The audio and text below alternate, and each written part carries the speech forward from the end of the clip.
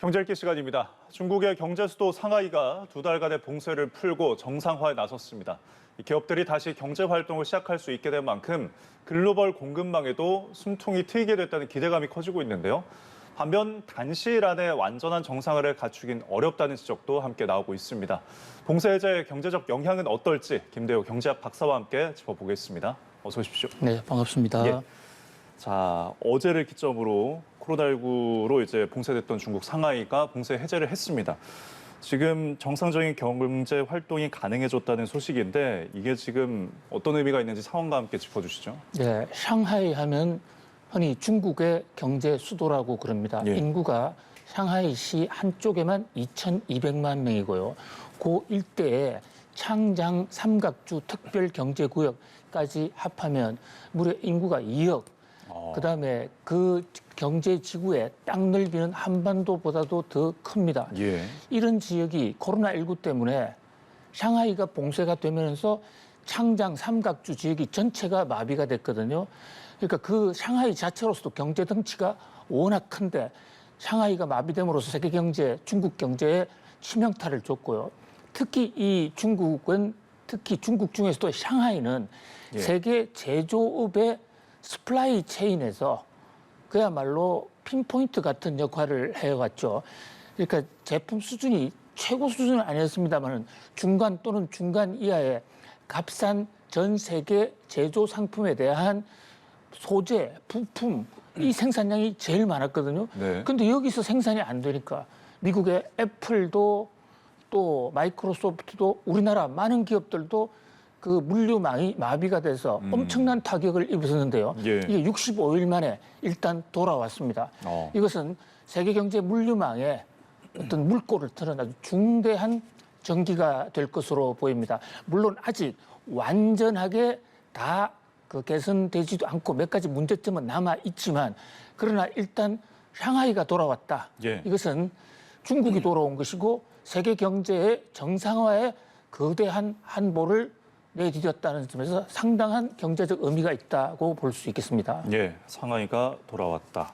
병목 현상으로 좀 몸살을 앓았던 공급망이 복구될 수 있을 것으로 기대감은 커지고 있는 상황이고 그동안 우리 기업들도 사실 부품 수급 때문에 굉장히 골치가 아팠잖아요. 뭐 하나 만들려고 해도 부품이 들어와서 완성품을 만들지도 못하고 그러면 글로벌 공급망 혼란이 이제 앞으로 좀 개선될 것 같은데 얼마나 영향이 있을까요? 그렇습니다. 이 상하이라는 지역의 특수성을 좀 더 우리가 비중 있게 다뤄볼 필요가 있는데요. 예. 단순히 인구만 많다고 하는 것이 아니라 바로 저기에 전 세계의 첨단 산업, IT, 반도체 이런 것이 다 몰려 있습니다. 샹하이의 그 주변 경제 특구 이것을 창장 삼각주 경제특별구역이라고 그러는데요. 창장이라는 게 우리말로는 양쯔강입니다. 양쯔강 특별경제지대라고 할 수 있죠.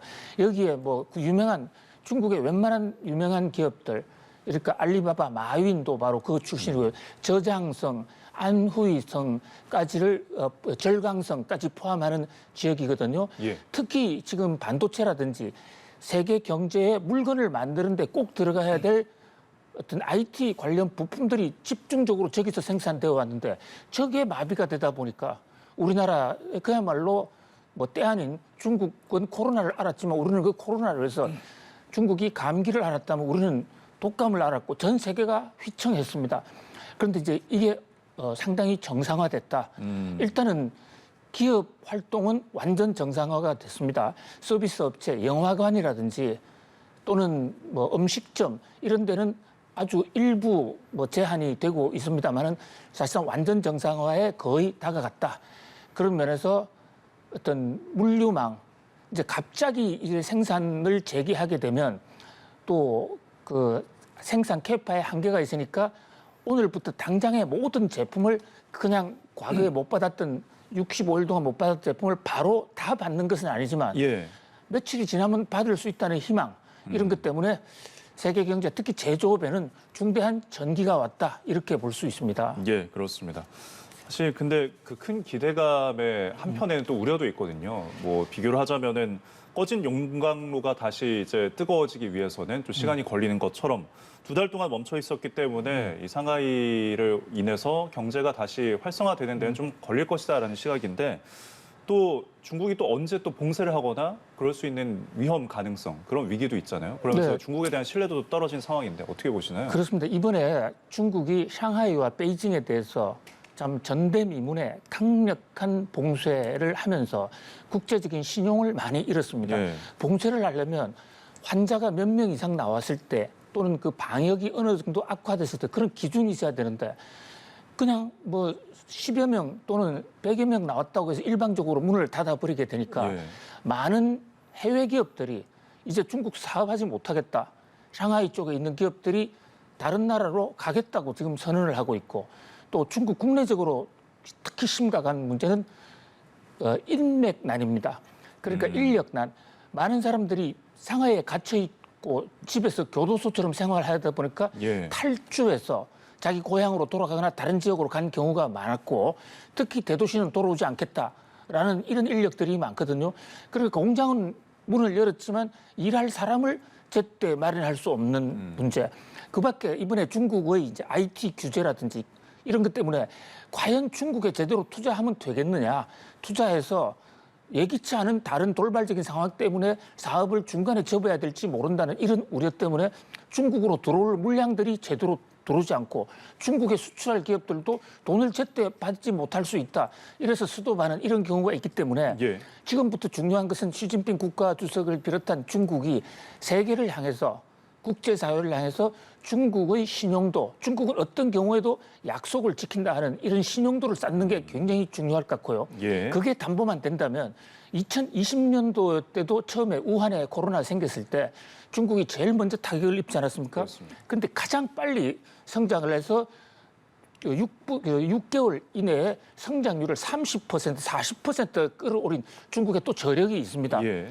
아마 중국은 이번에도 지금 시진핑 국가주석의 3년임 전임대를 눈앞에 두고 있는 상황이기 때문에 경제 회복 속도를 빠르게 올리려고 지금 중국의 금리 인하라든지 통화량 확대 이런 정책도 지금 펴고 있거든요. 예. 이게 마음 잘 조화를 이룬다면 빠른 속도로 성장할 수도 있다 이렇게 봅니다. 향후 몇 개월 안에 정상화될 수 있다는 그렇습니다. 말씀이시죠? 굉장히 특히 이번에 이 샹하이나 베이징 봉쇄라는 것은 경제가 근본적으로 무너진 것이 아니라 예. 코로나로 그냥 막아놓은 것이기 때문에요.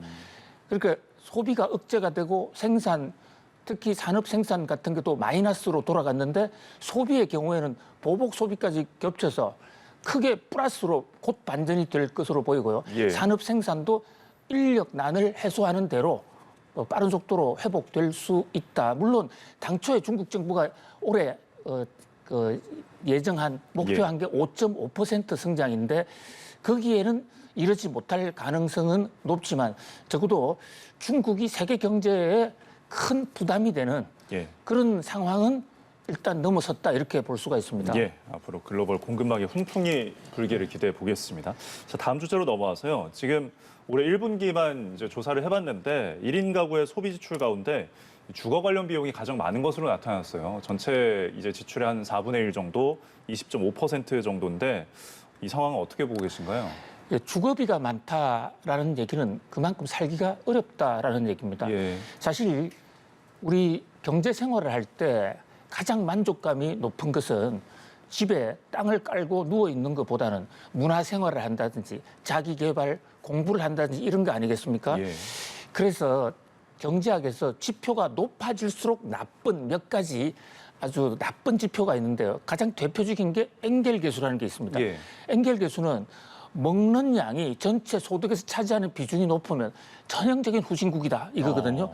먹고 사는데 모든 돈을 다 소비한다. 그렇죠. 그래서 엥겔 계수가 높은 나라는 아주 저소득국입니다. 자, 이거 못지않게 슈바베의 계수라는 게 있습니다. 예. 경제학에 이 슈바베 배수는 광열이라든지 주거비가 전체 소득에서 차지하는 비중 이게 높으면 또 저소득층으로 분류하거든요. 그런데 우리나라는 지금 계층별로 보니까요. 1인 가구가 있고 2인, 3인 이런 가구가 있는데 1인 가구가 주거비로 지출하는 돈이 가장 많은 것입니다. 물론 전체 액수는 다른 2인, 3인 가구보다 적지만 비중 면에서 전체 소비에서 또는 전체 소득에서 차지하는 비중이 1인 가구가 가장 높거든요. 예. 그러니까 1인 가구는 전세금이나 월세금 또는 집을 사고 거기에 대해서 이자 갚는 이런 데에 거의 돈을 올인한다. 최근에 지금 젊은 계층들이 1인 가구로서 한번 자활해 보려고 또 사회생활을 멋지게 시작해 보려고 다른 도시로 이동을 해서 열심히 활동하고 있는데 예. 그렇게 힘들게 번 돈의 대부분을 지금 주거비 또는 광열비, 뭐 집을 따뜻게 한다든지 또는 차갑게 한다든지 이런 데에 대부분 쓰고 있다. 그런 면에서 이것이 계층 이동의 사다리가 철거가 되고 한번 어려운 사람들이 계속 어려운 이런 문제를 얘기한다. 그래서 1인 가구의 주거비는 한국 사회 1인 가구의 슈밥의 지수가 높다. 이렇게도 볼 수가 있겠습니다. 예. 아까 언급한 것처럼 1인 가구는 주거비 비중이 20.5%인데 2인 이상의 다인 가구는 12.2%더라고요. 굉장히 차이가 많이 나는데 그만큼 1인 가구의 이런 부담이 큰 것을 정부에서 어떻게 정책으로 해소할 수가 없을까요? 예, 그 현재 지금 1인 가구의 이래 주거비 부담이 큰 것은 아무래도 부부가 같이 산다든지 2명, 3명이 살면 같은 공간에서 이른바 효율성을 높일 수가 있지 않습니까? 예. 공간의 경제학이라고 그러죠. 그리고 같이 난방을 하더라도 세 사람이 같이 쓰면 1인당 비용은 싸질 수가 있는데 1인 가구는 그렇게 할 수가 없습니다. 네. 물론 근본적으로는 뭐 1인 가구도 빨리 결혼을 해서 같이 사는 것이 바람직하겠지만 그렇지 못한 현실 속에서 1인 가구를 도와줄 수 있는 이런 방법으로는 현재 주거 형태를 단독주택이라든지 아파트처럼 이게 기본적으로 현재 주거는 3인 가족, 4인 가족을 위해 기본 구조로 해서 지어지고 있단 말이죠. 예. 그것을 1인 가구들도 좀 많이 수용할 수 있도록 역세권 같은 데서 좀 이 1인 가구 전용 그런 아파트나 어떤 이 빌라를 좀 대량으로 생산할 필요가 있을 것 같고요. 예. 또 전기 요금이나 이런 경우에도 어떤 1인 가구에 대해서 좀 페이버를 주면서 실질적으로 2인 가구와 3인 가구에 대해서 불이익이 생기지 않는 이런 어떤 바우처 제도 같은 것도 동시에 강구해 볼 필요가 있을 것으로 보입니다. 예, 그렇습니다. 자, 다음 주제는 그 안드로이드 폰 이용하시는 분들이 좀 주목하셔야 될 것 같은 소식인데 구글이 앱에서 자사 이제 결제 시스템을 이용할 때 수수료를 30%를 최대 부과하고 또 이게 링크를 통해서 외부로 이제 결제를 유도하는 그런 앱들은 이 구글 플레이에서 삭제한다는 그 정책을 시행하기로 했거든요. 그럼 아무래도 이 30%의 부담은 당연히 소비자한테 넘어올 것 같은데 이 상황이 어떤 건가요? 예, 우리가 게임을 한다든지 또는 음악을 듣는다든지 이것을 휴대폰으로 듣는 그런 수요가 지금 계속 늘어나고 있는데요. 예. 이런 사람들이 처음에 그 프로그램을 삼성 갤럭시라든지 컴퓨터를 통해서 다운로드를 받는데 그 갤럭시 컴퓨터를 움직이는 시스템이 구글 안드로이드 시스템이라는 것이거든요. 예. 그러니까 겉으로 기계는 삼성이 만들지만 그 안에 오퍼레이팅 시스템은 구글이 깔아주고 있습니다. 그런데 이 구글이 자신들의 안드로이드 시스템을 이용해서 다운로드 받았을 경우에는 이제 게임을 한다든지 또는 음악을 듣는다든지 할 때 매달 사용료라는 걸 내지 않습니까? 그 사용료를 받을 때 반드시 구글의 앱으로 들어와서 내게 하고 예. 그렇게 하지 않으면 퇴출시키겠다. 이것을 6월 1일부터 적용을 했습니다. 이미 시행이 됐어요. 예. 그러면서 인앱으로 구글 인앱으로 결제를 할 때 수수료만 30%를 받는 것이거든요. 그러니까 일반 고객 입장에서는 다른 게임 비용 플러스 구글 통행세 30%를 더 추가해야 되는 그런 상황이 됐단 말이죠. 예. 가뜩이나 물가가 지금 높은데 이런 휴대폰을 이용한 각종 IT 제품에도 가격이 지금 폭등을 하고 있거든요. 네. 이런 것은 사실상 어떤 면에서는 구글의 좀 갑질 횡포 아니냐.